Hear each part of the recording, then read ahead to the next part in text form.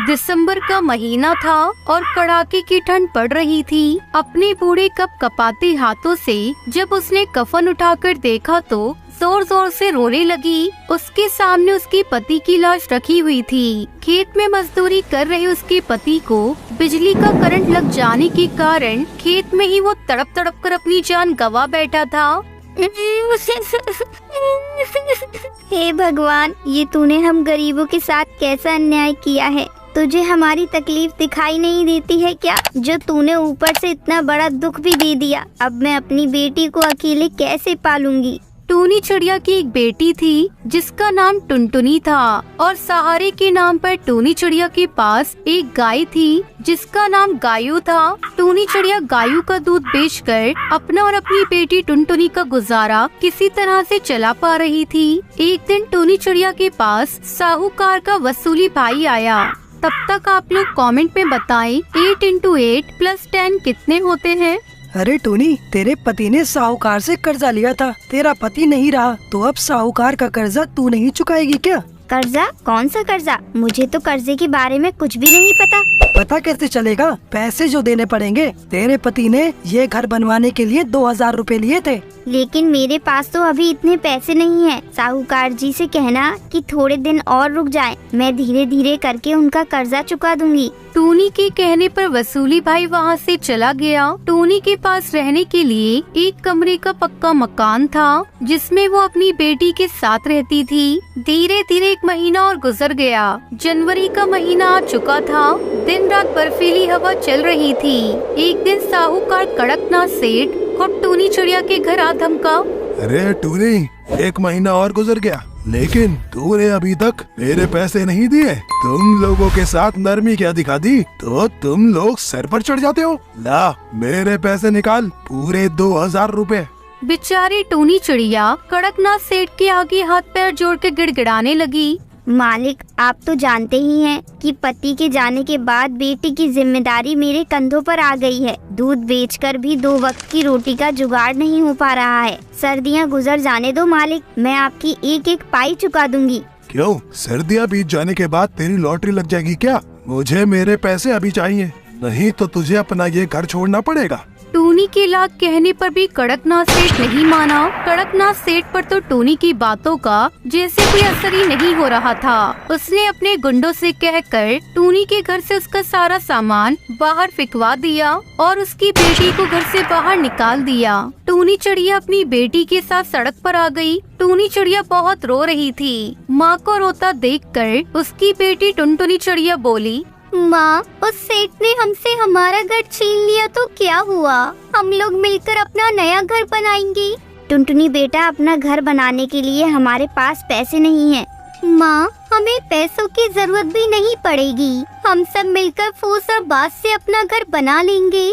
ठीक है टुनटुनी बेटा, अब कुछ न कुछ तो करना ही पड़ेगा ना। टूनी चिड़िया और टुनटुनी चिड़िया मिलकर पूरे जंगल में घूम घूम कर फूस और बांस इकट्ठा करने लगते हैं। जब उनके पास काफी सारे फूस टूटे पास टूटी फूटी लकड़ियाँ इकट्ठा हो गई तो नदी किनारे उन्होंने अपने लिए घर बनाना शुरू कर दिया। कुछ देर की मेहनत के बाद उनका फूस का घर तैयार हो गया था। दोनों उस घर में रहने के लिए चले गए और अपनी गाय गायू को अपनी फूस की टूटी फूटी झोपड़ी के बाहर बांध दिया। रात में खाना खाकर जब दोनों सोने लगी तो उन्हें बहुत तेज ठंड लगनी शुरू हो गई। माँ, हमारी झोपड़ी में तो बहुत ज्यादा ठंड है। बाहर की ठंडी हवा झोपड़ी के अंदर ही आ रही है। मुझे ऐसा लग रहा है कि ठंड के मारे मेरी जान ही चली जाएगी। दरअसल फूस की झोपड़ी होने के कारण झोपड़ी में जगह जगह पर छेद थे जिससे होकर बर्फीली हवा झोपड़ी के अंदर आ रही थी। तभी टुनटुनी चिड़िया ने टूनी से कहा, माँ, बस आज रात की बात है, कल इस ठंड का भी कुछ इंतजाम करेंगी।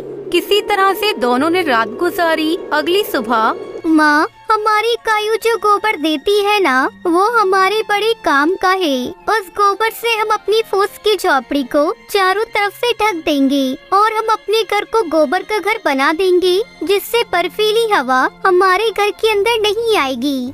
अब टुनटुनी चिड़िया ने अपनी गाय की गोबर को इकट्ठा करना शुरू किया।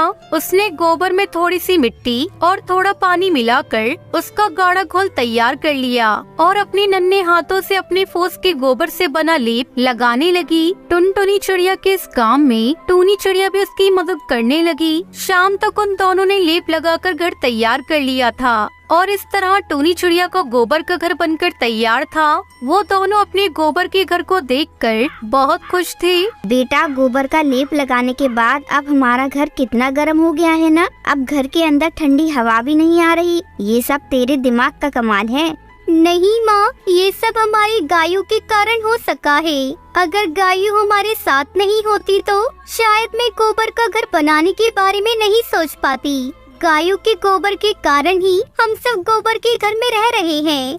हाँ टुनटुनी बेटा, हमारा गोबर का घर पूरे जंगल में सबसे अलग है। किसी ने नहीं सोचा होगा कि जिस गोबर से उपले बनाते हैं उसी गोबर से हम घर भी बना सकते हैं, और वो भी बिना पैसे खर्च किए। धीरे धीरे टूनी चिड़िया के गोबर के घर की चर्चा पूरे जंगल में होने लगी। इस तरह दोनों माँ बेटी खुशी खुशी अपना जीवन उस घर में बिताने लगती है। टुनटुनी चिड़िया अपने पति बंटी कबूतर और एक बेटी लूसी कबूतरी के साथ एक गांव में रहती थी। टुनटुनी का पति मजदूरी का काम किया करता था। वो लोग बहुत ही गरीबी की हालत में रहते थे। बहुत मुश्किल से 2 वक्त का खाना मिल पाता था। बंटी की माँ भी काफी बूढ़ी और बीमार थी। उनकी जिंदगी इसी तरह चल रही थी कि अचानक एक दिन बंटी कबूतर को काफी तेज बुखार आता है और सही इलाज न मिल पाने के कारण उसकी मृत्यु हो जाती है। टुनटुनी के पति का एक छोटा भाई कालू कौवा भी था, जो बहुत चालाक किस्म का कौवा था।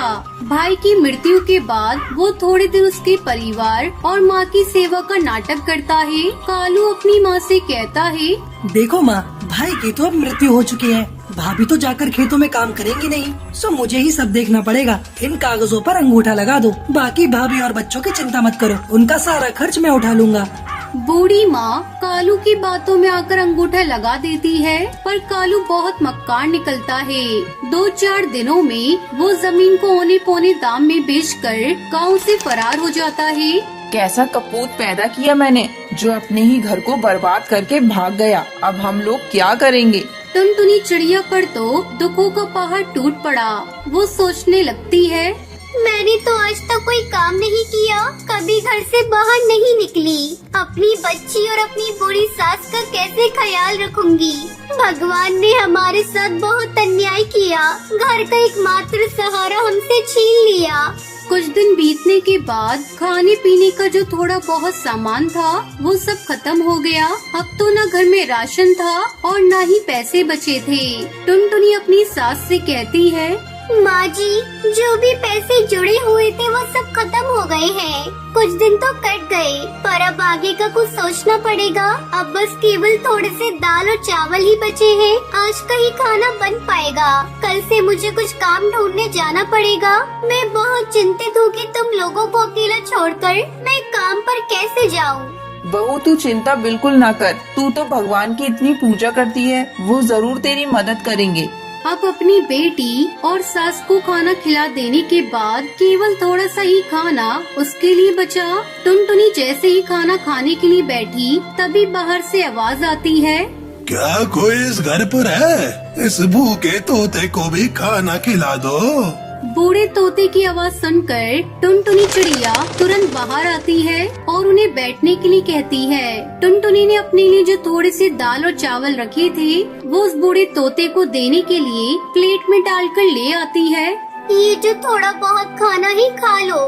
मेरे पास आज केवल इतना ही भोजन है, आप इसे ग्रहण कर लें। बूढ़ा तोता खाना खाते खाते टुनटुनी से पूछने लगता है, क्या हुआ बेटी, उदास क्यों हो? टुनटुनी उस बूढ़े तोते को सारी कहानी बताते हुए कहती है, मेरे पति की मौत हो चुकी है और कमाई का कोई जरिया नहीं है। आज तो राशन भी खत्म हो गया है। मुझे समझ नहीं आ रहा कि अपनी छोटी बच्ची और बूढ़ी सास को छोड़कर कैसे बाहर काम पर जाऊं, और यदि काम नहीं किया तो इनके लिए खाना कहां से लाऊंगी। बूढ़ा तोता टुनटुनी की सारी बातें सुनकर उससे कहता है, तुमने ये जो दाल चावल बनाए थे इनमें बहुत ही स्वाद था। तुम्हारे हाथ में स्वाद है। घर के बाहर ही तुम दाल चावल का ठेला क्यों नहीं लगा लेती, जिससे तुम्हें घर छोड़कर कहीं जाना भी नहीं पड़ेगा और तुम्हारी कमाई का जरिया भी बन जाएगा। मैं तुम्हें एक नमक का पैकेट देता हूँ। ये एक जादुई नमक है। तुम अपने खाने में इसी पैकेट से नमक डालना, फिर देखना तुम्हारा सारा खाना हाथों हाथ बिक जाएगा और तुम्हें कभी पैसे की कोई परेशानी भी नहीं होगी। ये कहते हुए बूढ़ा तोता टुनटुनी चिड़िया को एक नमक का पैकेट देता है। आपको बहुत बहुत शुक्रिया काका, आपने तो मेरी समस्या हल कर दी। अब मैं घर पर रहकर ही सब काम कर लिया करूँगी और मुझे अपनी बच्ची को छोड़कर कहीं दूर भी नहीं जाना पड़ेगा। तुम बहुत ही अच्छे दिल की चिड़िया हो। तुम्हारे मन में लोगों के लिए दया भाव है और तुम लोगों की मदद करना चाहती हो, इसलिए मैं तुम्हें ये जादुई नमक दे रहा हूँ। ये तुम्हारी बहुत मदद करेगा। और हाँ, ये याद रखना, ये पैकेट कभी भी खाली नहीं होगा। बस तुम इसे संभाल कर रख देना और हमेशा खाने में नमक इसी में से डालना। भगवान तुम्हारा भला करेंगे। ये कहते हुए वो बूढ़ा तोता वहाँ से चला जाता है। टुनटुनी अगले ही दिन भगवान का नाम लेकर खाना बनाने का काम शुरू करती है। पहले दिन वो दाल चावल ही बनाती है और उसमें वही जादुई नमक डालती है। पहले ही दिन कुछ पक्षी टुनटुनी से दाल चावल खरीद कर खाते हैं, तो उसके दाल चावल के स्वाद से वो पक्षी बहुत खुश होते हैं। वाह बहन, क्या बात है। ये दाल चावल तो बहुत ही स्वादिष्ट है। हम भी रोज घर में दाल चावल बनाते हैं, परंतु ऐसा स्वाद तो कभी भी नहीं आया। हाँ भाई, ऐसे दाल चावल ना सुंदरी की माँ जो है ना 100 साल लगा कर भी नहीं बना पाएगी। बता रहा हूँ, स्वाद आ गया भाई, सच में वाह। टुनटुनी के बनाए दाल चावल धीरे धीरे पूरे जंगल में मशहूर हो जाते हैं। पूरे गांव भर में उसके दाल चावल की तारीफ होने लगती है। उस जादुई नमक के स्वाद ने अपना जादू चला दिया और टुनटुनी चिड़िया के बनाए दाल चावल गांव भर में मशहूर हो गए। अब टुनटुनी जितना भी खाना बनाती वो हाथों हाथ बिक जाता। टुनटुनी की अच्छी खासी कमाई होने लगी। एक दिन टुनटुनी चिड़िया अपनी सास से कहती है, माँ जी, हमारे बनाए दाल चावल पूरे गांव भर में सबको पसंद आ रहे हैं और रोजाना ग्राहक बढ़ते ही जा रहे हैं। अब हमारे घर में पैसे की कोई कमी नहीं है। मैं सोच रही हूँ क्यों न मैं अपने साथ काम करने के लिए एक नौकर को रख लूँ और हम दाल चावल के साथ साथ सब्जी और रोटी भी बनाकर बेचेंगे, जिससे हमारी कमाई और बढ़ेगी। हाँ हाँ, क्यों नहीं बेटी। तुम इतने मन से और साफ सफाई से खाना बनाती हो तो खाने में तो स्वाद आएगा ही। तुम इसी तरह मेहनत करती रहो, भगवान तुम्हें सफलता देंगे।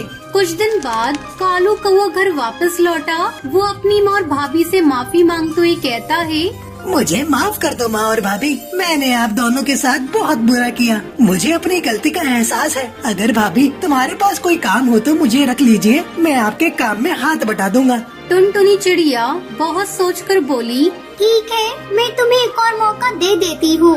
तुम आज से ही मेरे ढाबे पर काम कर सकते हो। अब कालू कौवा कुछ दिन तक टुनटुनी चिड़िया के साथ अच्छे से काम करता है और उसे टुनटुनी चिड़िया के जादुई नमक का पता चल जाता है और वो सोचने लगता है, अगर मैं इनका जादुई नमक का पैकेट चुरा लूं, तो मैं भी इससे अच्छा खाना बनाऊंगा। उसमें वैसा ही स्वाद आएगा जैसा कि टुनटुनी के खाने में आता है। बस फिर क्या था, कालू कौवा लालच में आकर टुनटुनी के जादुई नमक में से थोड़ा सा नमक चुरा लेता है।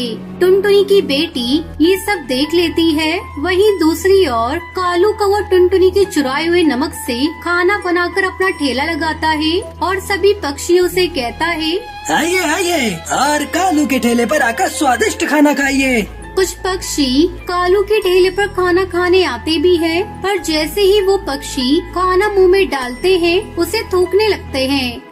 थू थू थू थू थू है, इतना बेस्वाद और गंदा खाना। इसमें तुमने मसाले डाले हैं या जहर डाला है भाई? है, थू थू थू थू। हमारे सारे पैसे बर्बाद कर दिए हैं। ये खाना तो कोई जानवर भी नहीं खाएगा। लाओ हमारे पैसे वापस करो। सभी पक्षी कालू को भला बुरा कहने लगते हैं और अपने पैसे वापस लेकर वहाँ से चले जाते हैं। वो बहुत दुखी होता है कि उसने तो पैसे उधार लेकर बहुत सारा खाना बना लिया था, परंतु सारा खाना बर्बाद हो गया, जिससे उसका बहुत बड़ा नुकसान हुआ। अगले दिन कालू रोते हुए टुनटुनी से माफी मांगने जाता है।